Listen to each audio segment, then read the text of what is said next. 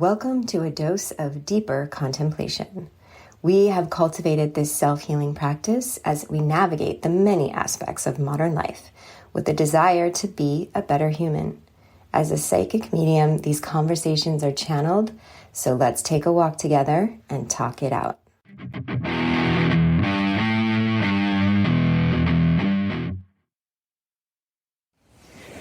The contemplation this morning with the ocean, as we are walking along the beach, is about this expression, the fabric of reality. Such an interesting way to examine reality, like a fabric. And what's interesting about this is that fabrics, and as a designer, we love some fabrics. But fabrics come in all sorts of different colors, textures, designs, patterns. And even within those textures, there's variation. You can use wool, you can use silk, you can use cotton, you can use hemp. So fabric in and of itself represents variation, creativity. There's uniqueness woven into the fabric. Now, reality is very interesting. Many folks would assume that reality means the same thing. Reality can be equated to living amongst the constructs of a very standardized world. Sometimes there's been a reference in examining neurodivergent folks that they don't live in reality. They don't operate in reality. So there's an understanding that some people live in reality and some people don't live in reality.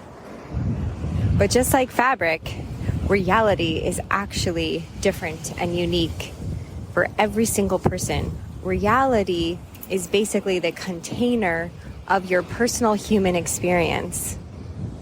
What's real for you is different than what's real for us, simply because we're in two different realms, meaning from the physical body, you're in your body, we're in our body, and only you know what it feels like to be in your body. Then you have your mentality, the lens, the mental lens in which you view the world, and you take in experiences and you take in other people. You take in what's around you. You process it mentally, comprehend it, organize it in your mind, understand it. But that lens is also constructed from all of the previous experiences. It's constructed from the education that you receive of the world around you, whether that's education that's coming from an institution or education just coming from world experiences, life experiences, what's being modeled to you.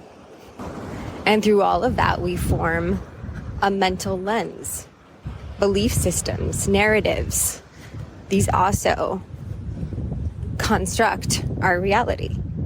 And every single person's life path is different and unique in some way.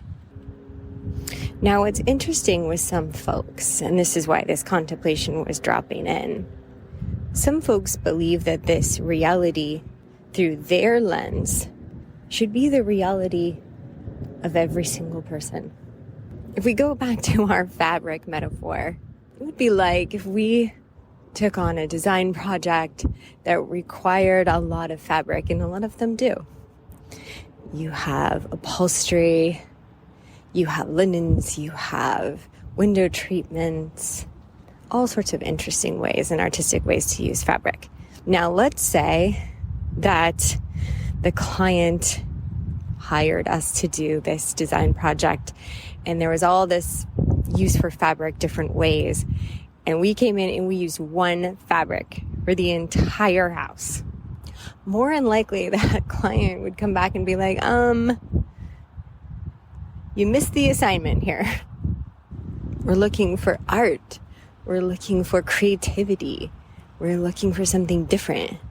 We don't want everything the same around here. Yet there are some folks right now, well, and if we're, of course, being more eyes wide open to this situation, there have always been the belief that we should all be of the same fabric. Very current and present conversation around this is the folks who want to use the same fabric for everyone. Now, you can have two. You can have two fabrics. You can have a blue fabric and you can have a pink fabric. Okay?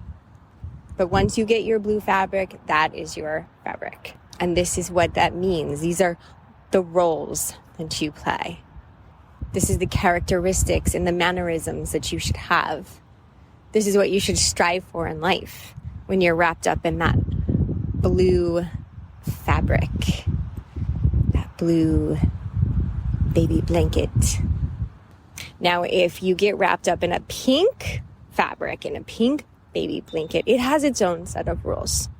It has its own ideas and mannerisms and characteristics and a path and a role in life that you should take from that moment forward. Now, of course, we can look at the motivation behind this idea of a binary, especially when there are so many folks who are being born into this world and being like, no, that's not actually our reality. Our reality is what we feel we are inside of us. And it's not pink or blue. It's all sorts of things in between. Our fabric looks more like a rainbow.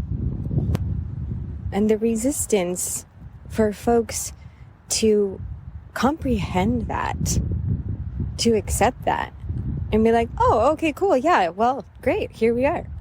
Everyone's welcome. Everyone is in their reality. Everyone is having their own unique expression, weaving the fabric of their reality. It looks different for everyone. But no, that's not the reaction from some folks. So going back again, what would be the motivation? When we bring this into our own personal experience, we can now see, though many decades into life, that we were wrapped up in one of those pink blankets. And very early on, we were taught that that comes with some sort of inferiority. We were taught it comes with a certain level of weakness. We were taught our role is to be submissive, dependent.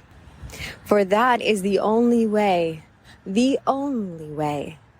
a patriarchy can exist, can continue to hold this world out of balance, is because that keeps being taught and modeled, which is why our queer children are so under attack.